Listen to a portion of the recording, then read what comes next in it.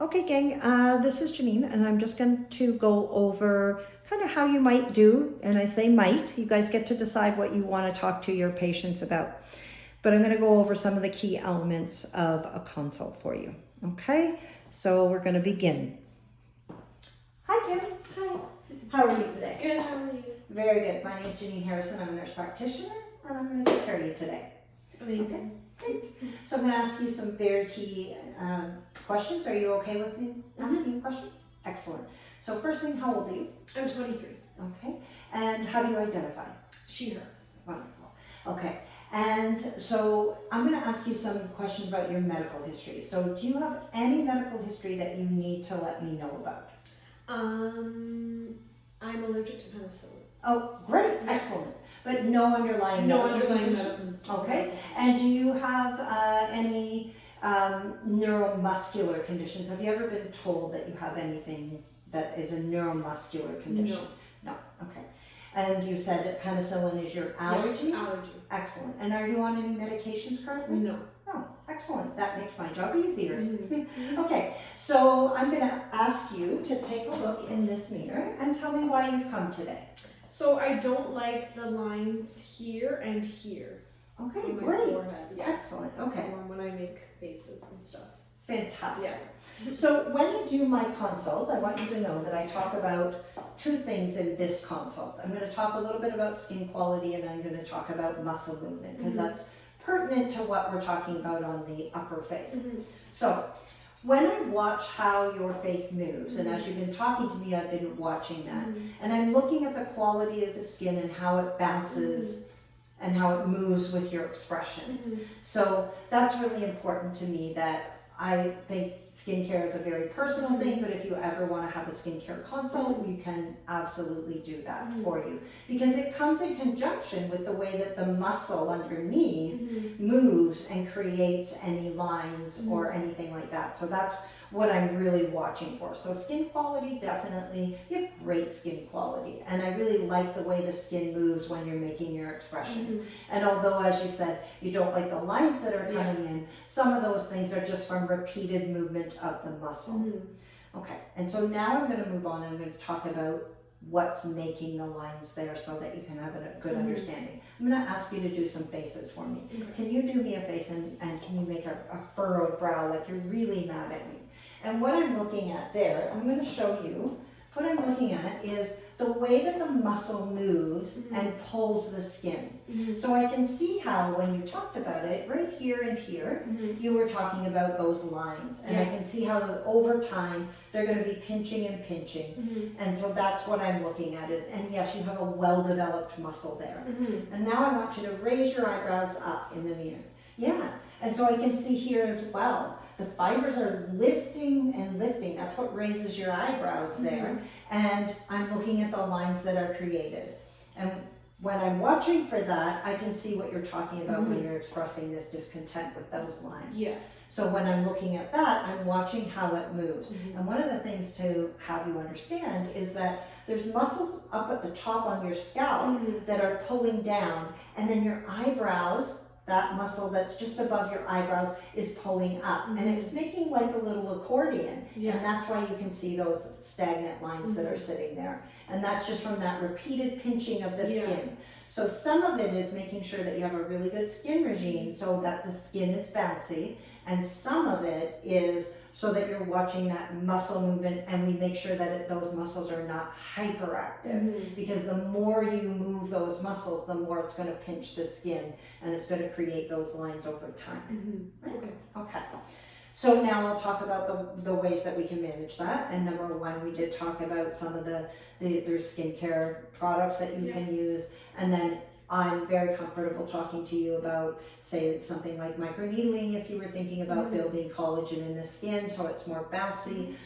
That would be something that we could also talk about. But outside of that, a more way to manage it that would be really great for you to make sure that you had longevity is to decrease the vigorousness of those muscles so they're not pinching. And I know that you've already identified by the way that you booked that you're interested in doing neurotoxin, or what you know as Botox, right? Yeah. So I'm going to talk to you about how we would do that. So for you, when I look at the muscle movement, I can see that you're very vigorous in here, and there's 3 muscles in there. There's one that's right here that pulls down, and there's 2 that pull in and down. Yeah. And those muscles, we can do a small tiny injection into those muscles, little tiny amounts that will then calm that muscle a little bit more and make it so that you're still having flexion, but you're not pulling really hard in there. And that's really what we're trying to do. We want you to have some movement, we just don't want you to pinch and make the lines, okay? So that would be one area that we would treat.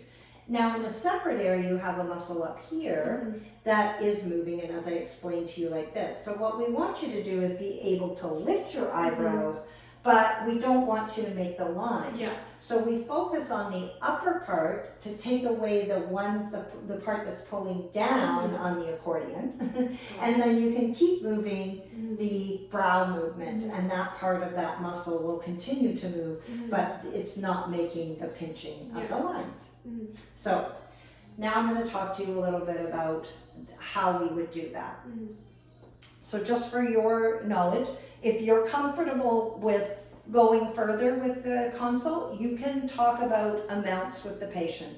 It's not going to be necessary, we're just doing a consult. So this is where your consult could end. I'm going to just do the rest of the consult so that I have a really good idea of what she understands. Now, what I do want you to talk about is the consent process. So if you're not comfortable about talking about dosing, I'm okay with that. That's not necessary in this section. But then you would move on and you would talk about consenting a person for neurotoxin treatment. So I'm going to carry on with the dosing, but please don't feel like you have to do your dosing if you're not there yet with your classes, okay? We had talked about in our course about consent and about talking to them about the contraindications, right? And the things and the side effects. So those are the things that I'm going to have you do when you're consenting, because that is necessary for the practice course. Dosing and things like that will come out of the neurotoxin part of your courses, okay? Hope that makes sense. I will put that on the blackboard in a list. But I'm going to carry on just so that you get a mojo, okay? All right, so, hi Jim. Okay, so now I'm going to talk to you a little bit about what I think would be the best dosing of the medication for you to be able to treat these areas. So I'm going to have you make your frown for me. All right, so I'm going to have you look in there. You're very strong here. Is it okay if I touch? Yeah. Okay. You're very strong in this part of the muscle. We call that the belly of the muscle. And these are corrugator muscles. And what I would do is put a small dose here and a small dose here. And then see how you have the extra little dimple there? I would do a very surface little injection right in that area as well, just to make the whole area a little more calm. So you will have inflection there where you can tell somebody you're not happy, but you're not going to be pulling and pulling. The other part is there's a little muscle under here as well. It's separate. And so we're going to put a tiny little dose in there as well. Okay? And then raise your eyebrows up. And when you raise your eyebrows up, I see the movement predominantly in the center part of this muscle.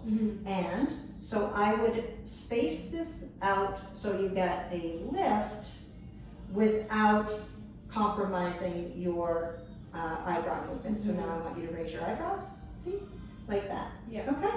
And that's really going to prevent those lines from staying. And again, we're high on the forehead, low on the dose, so that you get the movement still without making the line. And we're also doing smaller doses for you because of your age and because you don't really have really vigorous activity up there. We're just really providing some prophylactic dosing for you. So now I'm going to tell you a little bit about the Botox or the neurotoxin. So a couple of things that you need to know about it. So number one is, I'm going to use my example. Number one is, they're like little nerve endings that go to the muscle, and they say contract, contract, right? And then the drug that we've been using, which has been around for a long time, that drug's going to go in and it's going to cleave off a tiny little part of that communication. And it's not gonna completely dissolve, like take away the communication, but it's just gonna make it a little softer. So the muscle is still contracting, but not as strong, okay? And then just like, you know, when you shave your underarms, the hair starts to grow back. These little fibers will start to grow back. The nerve endings will start to grow back. And eventually the muscle will start to contract again, fully, right back to baseline. Okay? Okay. So that's what the drug really does for you. So the things that I want you to know about are, there's really 4 things that I'm going to tell you about for understanding. Number 1 is we would never want to do any injections anywhere where you have an infection on your skin, right? We're very cautious of that. Number 2 is we would never want to do these injections if you had any underlying neuromuscular condition, and I asked you about that in your history. Number 3 is that after we do the injections, they're going to integrate into the muscle nicely over about 5 to 7, and sometimes depending on the drug, it can be as long as 2 weeks. So I want you to come back at 2 weeks so that we can assess how effective it was for you. Okay? And that is, we want you not to be surprised when you go home and see that, you know, I'm still moving freely. It's okay. When it starts to integrate, you may find that one side is a little more calm than the other, or up here, one area is a little more calm than the other. And we call that an asymmetry. And with the asymmetry, what we're really looking for is, can we make that a little more calm? Maybe our dosing wasn't, maybe you're more strong on one side than the other. But when we're first starting out, sometimes our dosing, we always start low, but we may have to increase a little bit. And so whenever if you look in the mirror at around 7 to 10 days and you see some movement, I want you to make sure you know that you're coming back at 2 weeks so that we can correct any of those asymmetries. And the last thing to tell you about for the medication is that there are a very, very small percentage of the population who actually gets no effect from the medication. And in my clinic, the way that I do that is I will try another neurotoxin to see if you can get an effect. And if there is no effect with that one, then we will give you your money back, because we feel that that's the most important thing, is if you're just not responding. Now, like I said, in my 9 years of doing this, I have never had anyone that has not been a responder. Usually what it is it's about the dosing, and we want to make sure we have the right dosing. Okay? Sounds good. Okay, that's great. And so I will give you your consent form. You can sign for your consent, and then we can move forward with your injections. Yay. Okay.